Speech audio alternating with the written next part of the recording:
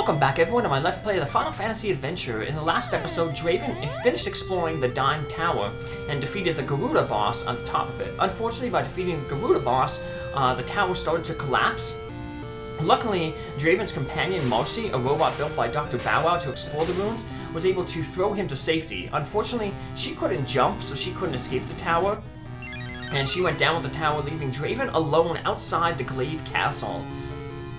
More importantly, he's outside the waterfall that was reversed by Julius and Badger. And now he has access to the Temple of Mana, the final dungeon in the game. We'll get the final pieces of equipment in the game, the best equipment in the game, which is can only be farmed by drops from enemies. Enemies such as these ninjas here. So these ninjas drop the samurai armor. They also drop elixirs, so they're good enemies to farm, good experience. The other enemies you want to look for equipment are these demon heads. They drop the samurai helm and X-ethers. And then the elephants drop unicorns. And unicorns are basically an item that removes all negative status effects. Or the Aegis shield. So the first thing we want to do is we want to fill up our inventory with just random drops. That way we can start doing the trick to make sure that we get equipment from the drops. So we're going to need some keys because we don't have keys here, so we're going to defeat the skeleton. We're going to leave any blobs alive. And we're just going to rotate back and forth between this room and the room with the ninja in there, right there. If there's two ninjas, we're going to defeat one of the ninjas and leave one alive. That way the room, they'll still spawn. As long as you leave one enemy in the room, enemies will keep respawning.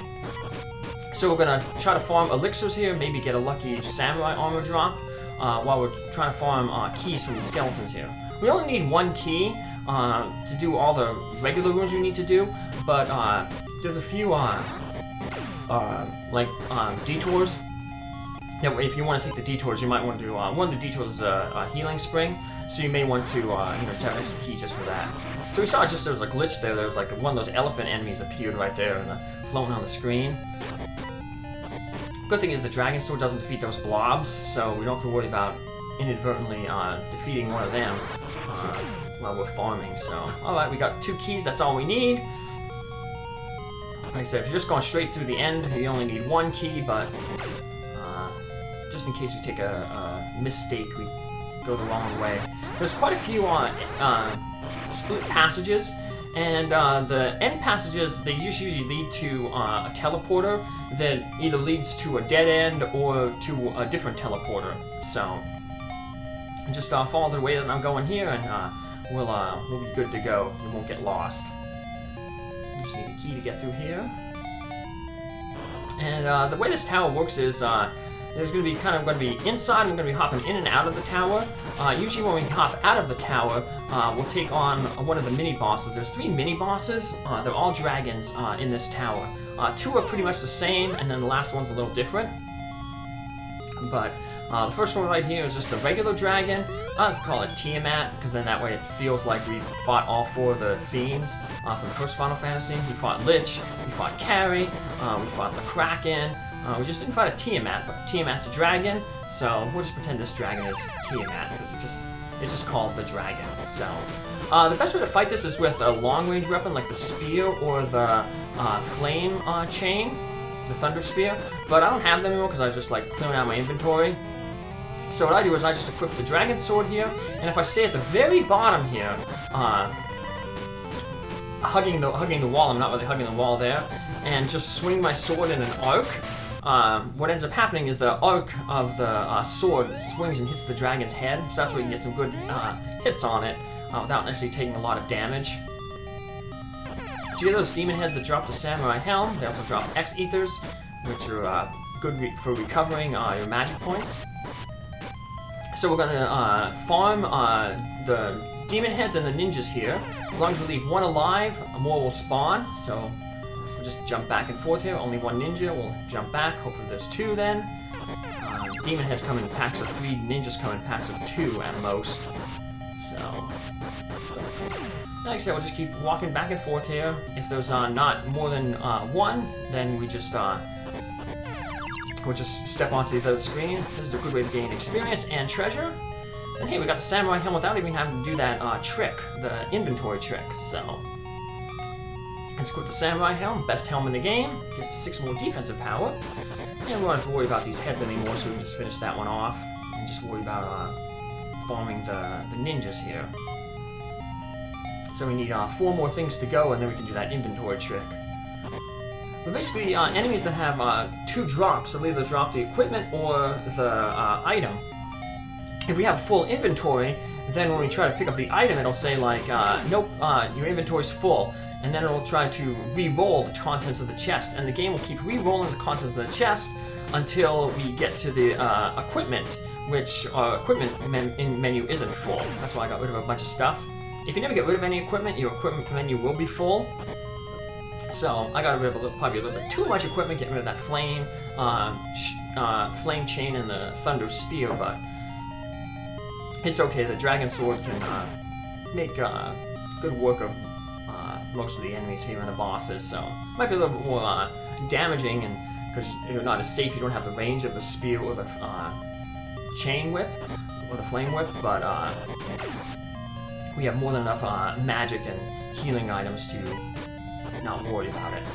And we don't have to worry too much about the last boss. I know we're trying to cover, save both of these items for the last boss, Julius, but the good thing is that because we don't have any companions, we'll have a free slot for Badger to join us when we fight Julius. So yeah, Badger will still have her ability to heal Draven's hit points. So yeah, the addition of Badger to the final boss makes it pretty easy.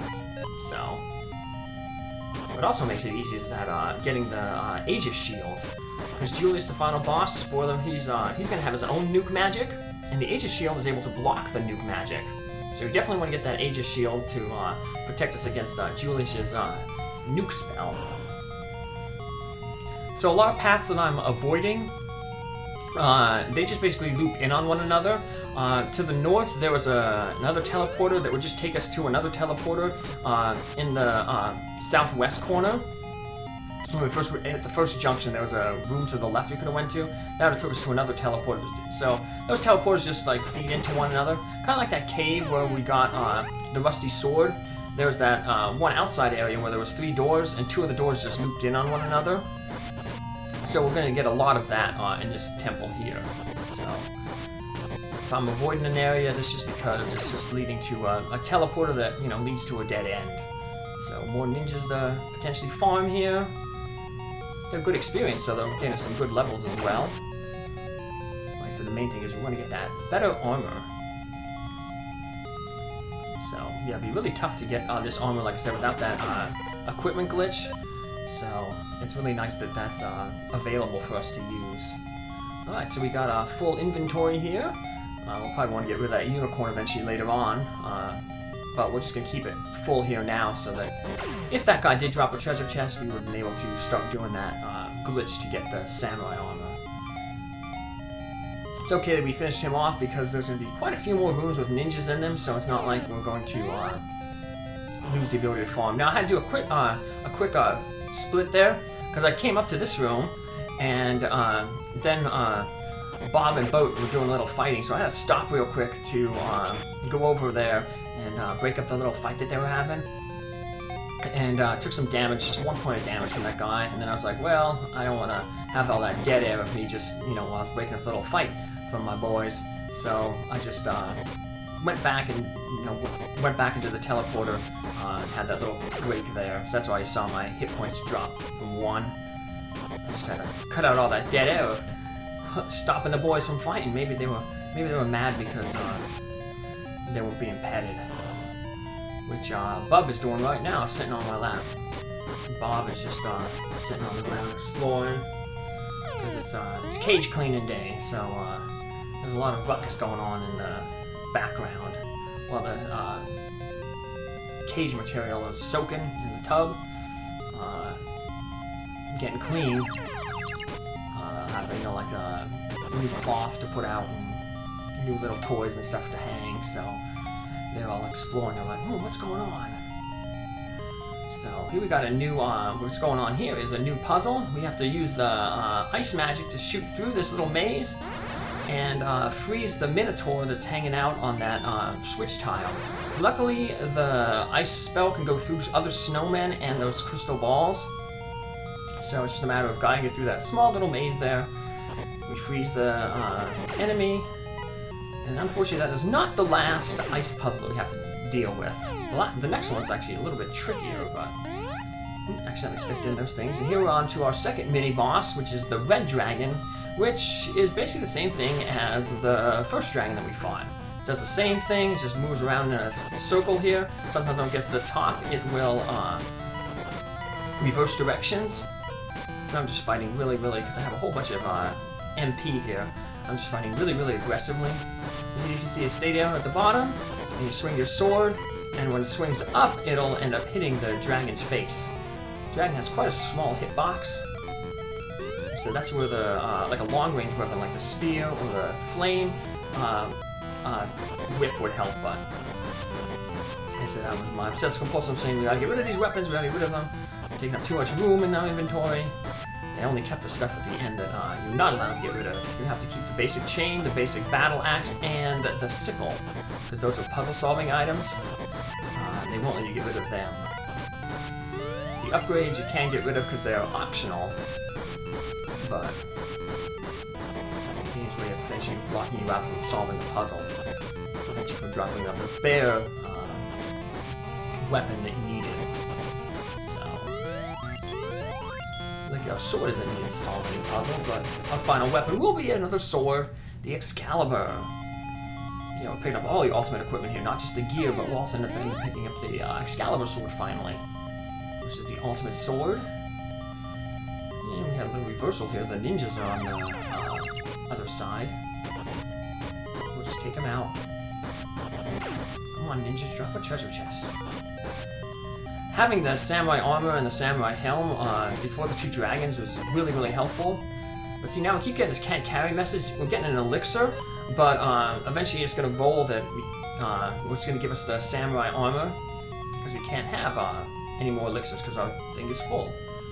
So we'll just get rid of this dragon equipment that we had, the opal helmet, the dragon armor. Don't need them.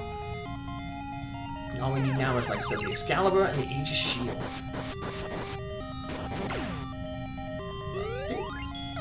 Alright, we're back inside the tower here, or the temple. And there's going to be, well, there's a split here. We want to head to the right, because to the left leads to just another dead end. There'll be still one more split later on in the tower. One way will lead to a healing pond. I won't be going that way, because I just got a level up not too long ago. So the healing pond is necessary, but I'll point out where to go to get that healing pond. Nuke magic is really good against those demon heads. It kills them in one hot hit, so we'll get rid of that unicorn, because that's pretty pointless. An X-Ether is much better. Although all the X-Ethers and stuff and all we have here is kind of pointless. We're going to get Badger back for the final boss. And she'll be able to basically restore our hit points, so... Unfortunately, Badger will not join us for the mini-bosses in between, so we're just going to have to take them out on our own. Now, if we go to the right, that takes us to a healing pond. But like I said, we don't need the healing pond because we're pretty set. We've got one more. These dragon heads, these demon heads are pretty invulnerable to most things. Luckily, they're not invulnerable to the dragon sword, though, so... Ice magic ready. We've got another ice puzzle coming. We're gonna have to freeze one of these ninjas. So this is a kind of a tricky puzzle because the ninjas are very mobile. As you can see, they jump around, and we have to make sure the ninjas are in a specific part in the room to push it onto the right tile that we needed to get on. So one of those dead-end teleporters would have taken us to that room there, where we would have been stuck between those pillars, so we didn't go that way. We got more of those evil swords and gauntlets from the Dime Tower. And the top enemies are here in the game, so... We'll just leave that guy alone because we need a spell to defeat him. We need to keep our magic points here for. We need at least 2 to freeze this ninja. So, in the lower left corner, the tile right above that is the tile that we want to hit. Put the snowman on. So we got to freeze this ninja. Well, actually, can't freeze him on the bottom, so we got to just kind of freeze him on this level. And we can move luckily we can move the icicle around. We finally froze him. Put it on the thing, that opens the door. And that lets us go forward a little bit. Almost to our final mini-boss. Which is a zombie dragon. And it's basically a reskin. It's another dragon, but it's different than the first 2 we fought. So basically a reskin of the dragon we fought in the Mirror Cave. Back when Julius was our ally. Like that one, we're going to want to have a weapon that has some range on it. The best weapon we have is the Morning Star with range on it. So similar to how we fought it when we fought it in the Mirror Cave, we want to head above or below it and swing the, in this case, the Morning Star down at the heads. When we first fought it, we had the sickle, and the sickle moves in the same direction as the Morning Star, same pattern, so yeah, the Morning Star is good for this fight here. And we just stay off this side. Our shield luckily blocks the fireballs.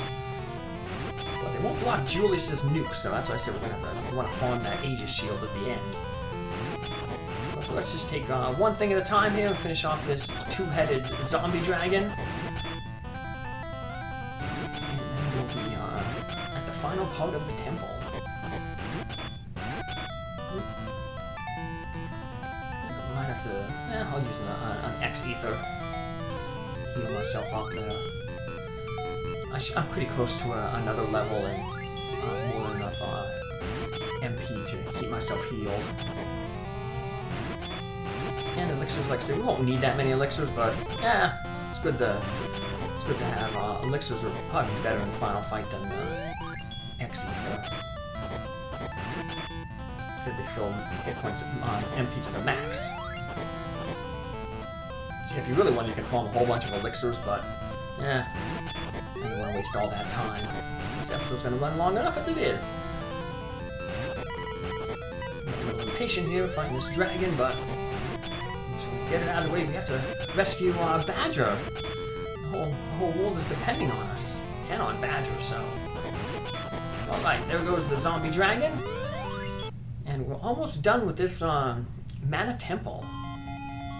The final part of the game is outside the Mana Tree, which is like this section right here. So we have these elephants. If I had more magic points, I could use the sleep spell to put them asleep. They're pretty susceptible to the sleep spell, and then they won't be moving around, and then you can take them off at your leisure. Now, once we get past this room here, we can't go back to the Mana Temple, so you might want to just save your game here. But once we get... wrong screen. This screen right up here, we had this screen. Now there's no way back into the Mana Temple. So we're just stuck here. But that's okay, because we can still farm elephants here. And we wanted to farm the elephants with the Excalibur, so you have been a great knight of the Gemma. I shall give you the Excalibur. Now defeat Julius. And that is Badger's mother, remember? And she transforms the rusty sword into the Excalibur, the greatest sword in the game. So we no longer have the rusty sword, and we can get rid of that dragon sword. And having the Excalibur will make farming the elephants a lot easier, so. Once again, there's a few rooms with elephants. We'll just walk back and forth between them. If there's one elephant, don't defeat it. If there's 2 elephants, defeat them, and hope for a drop. So we have that full inventory, so we'll get the Aegis shield. And here we got a level up right there. Nice. Not that we need any more level ups. What we do need is the Aegis shield. The best shield in the game, and like I said, that'll allow us to block Julius's nuke spell. So we are all ready to take on Julius. There's only a few rooms to go to meet Julius, and we'll do that in the next episode, and then between episodes also I'll do some extra farming, try to get Draven up to level 99, and then we can just have a little bonus where we see Draven at full power. Take care, have a good one, see you in the next episode. Bye!